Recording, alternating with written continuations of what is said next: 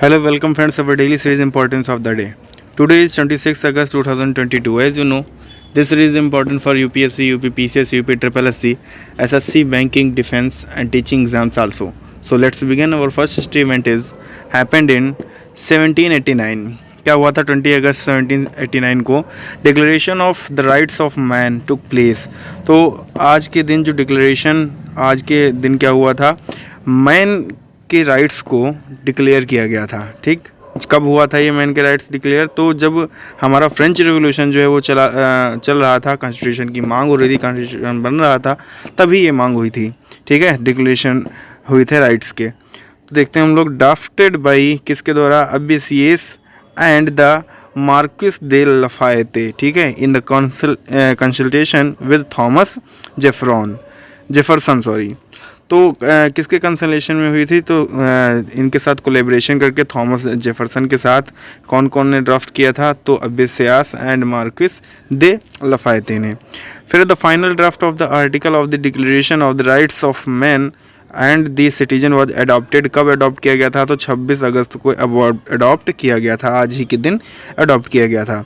किसके द्वारा? तो नेशनल कॉन्स्टिट्यूएंट असेंबली के द्वारा अडॉप्ट किया गया था। When the French revolution was at its height as the first step toward writing a constitution for France. ठीक है, नेक्स्ट हमारा हिस्ट्री इवेंट है हैपेंड इन 1910। मदर टेरेसा का आज ही के दिन क्या हुआ था? जन्म हुआ था। इन 1950 उन्होंने मिशनरी ऑफ चैरिटी जो है, एक नामक संस्था जो है उन्होंने फाउंड की थी। ए रोमन कैथोलिक रिलीजियस कॉन्ग्रीगेशन। तो ये क्या है? कैथोलिक धार्मिक समूह है। ठीक है, दैट हैड ओवर 4500 नन्स होता है योगिनी या तपस्विनी, ठीक, या सन्यासिनी बोल सकते हैं। तो इसमें 4,500 जो क्या थी योगिनी इसमें शामिल थी, इस चैरिटी में, इस संस्था में। ये एक्टिव थी। कहाँ एक्टिव थी? तो 133 कंट्रीज़ में। ठीक है, ये एक्टिव थी। इन्होंने रेमन मैग्सेसे अवार्ड ये भी प्राप्त किया है। और किसके लिए? तो पीस एंड इंटरनेशनल अंडरस्टैंडिंग के लिए, given for work in south और ईस्ट एशिया इन 1962 में। ये बेटिफाइड में इनको डिक्लेयर किया गया था 19 अक्टूबर 2003 को। किसके नाम से? तो ये बाई कैथोलिक के द्वारा भी ये डिक्लेयर की जा चुकी है ब्लेस्ड। ठीक है, धन्य नाम से इनको उपाधि इनको एक दी गई थी, धन्य। ठीक है, तो धन्य मदर टेरेसा भी हम लोग इनको कह सकते हैं। Next history event is happened in 1975। NS Hardikar passed away. आज के दिन जो एनएस हार्डिकर थे उनका निधन हो गया था। ये होम रूल लीग के सेक्रेटरी थे, सचिव थे, और उन्होंने जो इंडियन वर्कर्स जो अमेरिका में काम करते थे उनको जोड़ने का भी प्रयास किया था। ठीक है, नेक्स्ट हमारा फैक्ट है इनसे related. After the Congress Kakinada session, जो काकीनंदा नेशन सेशन था आईएनसी का, इंडियन नेशनल कांग्रेस का, तो इन्होंने क्या किया था? हिंदुस्तानी सेवा मंडल 1923 में फाउंड किया था। एक संस्था थी हिंदुस्तानी सेवा मंडल। इन्होंने फिर ये स्टार्टेड कब हुआ था ऑफिशियली? तो 1 जनवरी 1924 को स्टार्टेड हुआ था विद जवाहरलाल नेहरू एट इस प्रेसिडेंट। और इसके प्रेसिडेंट कौन बने थे? तो प्रेसिडेंट बने हुए थे नेहरू जी। ठीक है, और इसी का बाद में नाम चेंज करके हिंदुस्तानी सेवा मंडल का क्या रख दिया गया? सेवा दल नाम रख दिया गया। नेक्स्ट हमारा जो हिस्ट्री इवेंट है happened in 2002। The world summit for sustainable development began in South Africa. जो हमारी विश्व स्तरीय समिट है, सम्मेलन है सस्टेनेबल डेवलपमेंट, सतत विकास, जो आज ही के दिन कहाँ शुरू हुआ था? तो आज ही के दिन साउथ अफ्रीका में स्टार्ट हुआ था, शुरू होना। ये took place in South Africa from 26 अगस्त टू 4 सितंबर 2002। तो ये कब से कब तक चला? तो 22 अगस्त से लेकर के 4 सितंबर 2002 तक ये सस्टेनेबल डेवलपमेंट वर्ल्ड समिट चलती रही।